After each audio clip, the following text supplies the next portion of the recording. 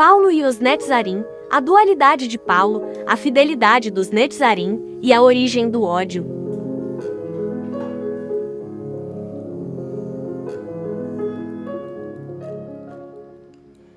Olá pessoal, sou Maria Antônia e hoje nós vamos falar sobre o meu livro, segundo capítulo, desvendando um capítulo fascinante que os tradutores não souberam transmitir a vocês. Quem são os Netzarim e a verdadeira essência dos ensinos de Rabi e Yehoshua, que você conhece como Jesus. Os Netzarim, ou a seita dos Nazarenos, foram os seguidores originais do Rabi judeu Yehoshua ben Yosef ben Davi, conhecido por Jesus. Esses Netzarim se mantiveram fiéis ao Evangelho hebraico. Diferente dos ensinamentos helenísticos de Paulo, os Netzarim preservaram a autenticidade hebraica dos textos sagrados. A palavra Netzarim vem do hebraico da raiz netzer e significa broto ou ramo. No contexto religioso, Netzarim refere-se aos seguidores de Yehoshua, de Nazaré, que mantinham uma interpretação hebraica autêntica dos textos religiosos e sagrados. A palavra Netzer aparece na Bíblia como em Isaías 11:1, onde se refere a um ramo que sairá do tronco de Jessé, uma profecia que muitos acreditam apontar para o Messias. Estudiosos renomados como James Parks e David Flusser dedicaram-se a estudar os Netzarim.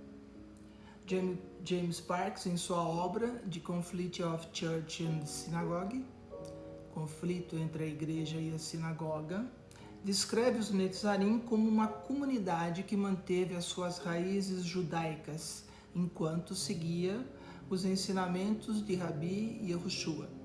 David Flusser, um dos maiores especialistas em judaísmo do Segundo Templo, destacou também a importância dos Netzarim em seus estudos, enfatizando a sua fidelidade aos textos hebraicos e à tradição judaica. Aqui um ponto crucial diz respeito a um neologismo que você tem na sua Bíblia, nas suas traduções, que é o neologismo arsenokoitai. Esse foi um termo grego criado por Paulo no Evangelho grego. Essa palavra que combina arseno, que é homem, e koitei, que é cama, tem sido mal interpretada e usada para justificar discursos de ódio. No entanto, essa palavra nunca existiu no texto hebraico original do Evangelho hebraico. Paulo, ao contrário dos Netzarim, frequentemente baseava seus ensinamentos em textos gregos e não em textos hebraicos. A sua formação e contexto cultural o levaram a interpretar e adaptar os ensinamentos de Rabi e Yehoshua de uma maneira que se alinhasse mais com a filosofia helenística, grega, greco-romana. Isso resultou em uma série de neologismos e conceitos que não estavam presentes nos textos hebraicos originais. A escolha de palavras e a interpretação de Paulo muitas vezes refletiam uma visão mais helenística do que judaica, o que contribuiu para a divergência entre os ensinamentos dos Netzarim e os de Paulo.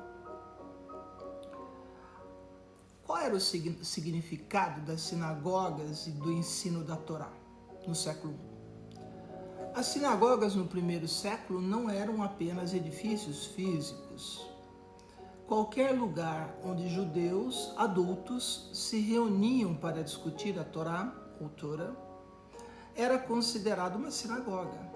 Isso inclui o famoso local do Sermão da Colina de Rabi Yehoshua, conforme descrito no Evangelho Hebraico. Para que uma reunião fosse considerada uma sinagoga, era necessário um minyan, que é o número mínimo de 10 homens adultos judeus. Essas reuniões podiam ocorrer ao ar livre, debaixo de uma árvore ou em qualquer outro local, não sendo necessário um templo construído por mãos humanas. Rabi Yehoshua, como judeu praticante da Torá, ensinava e interpretava a Torá de acordo com a tradição judaica. Seus ensinamentos eram profundamente enraizados na Torá e refletiam uma compreensão autêntica e prática das escrituras hebraicas. Ele seguia as práticas e os costumes judaicos, e suas palavras eram direcionadas a um público que compartilhava dessa mesma herança cultural e religiosa. O conhecido Sermão da Montanha, que deveria ser chamado de Sermão da Colina ou Ensinamentos da Segunda Torá, foi realizado numa colina e tem características que os tradutores não levaram em conta. Ali havia um minyan, um quórum de 10 adultos praticantes da Torá, necessário para a leitura pública da Torá. Rabi Yehoshua, como judeu praticante, cumpria rigorosamente a Torá e era um membro ativo da comunidade judaica. Rabi significa professor, mestre, ele ensinava. Os ensinamentos de Rabi Yehoshua naquela colina envolviam aspectos da lei oral de Moshe, ou Moisés em português, e foram dados ao ar livre, mesmo havendo sinagogas próximas. Ele escolheu ensinar ao ar livre, sem construções humanas, simbolizando a entrega da primeira Torá por Moisés no Monte Sinai. Durante esses ensinamentos, ele atualizou, contextualizou a lei oral, desconstruindo interpretações equivocadas e revelando a verdadeira essência da Torá. As traduções das escrituras hebraicas para o grego e outros idiomas influenciaram profundamente a interpretação dos textos. Por exemplo, a palavra hebraica ruach pode significar vento, brisa, ar, alma, entre outros significados, totalizando 11 possibilidades de tradução. Por exemplo, a escolha de espírito pelos tradutores do Evangelho grego alterou significativamente o entendimento original do Evangelho hebraico. Essa distinção entre o hebraico, que a gente chama no meu livro de trigo, e o grego, que eu chamo no meu livro de joio, é fundamental para compreender a verdadeira mensagem de Rabi Yehoshua. O trigo representa a pureza e a autenticidade dos ensinamentos hebraicos, enquanto o joio simboliza as distorções e mal-entendidos introduzidos pelas traduções a partir do grego. Entender o contexto cultural e religioso da época de Rabi Yehoshua é fundamental.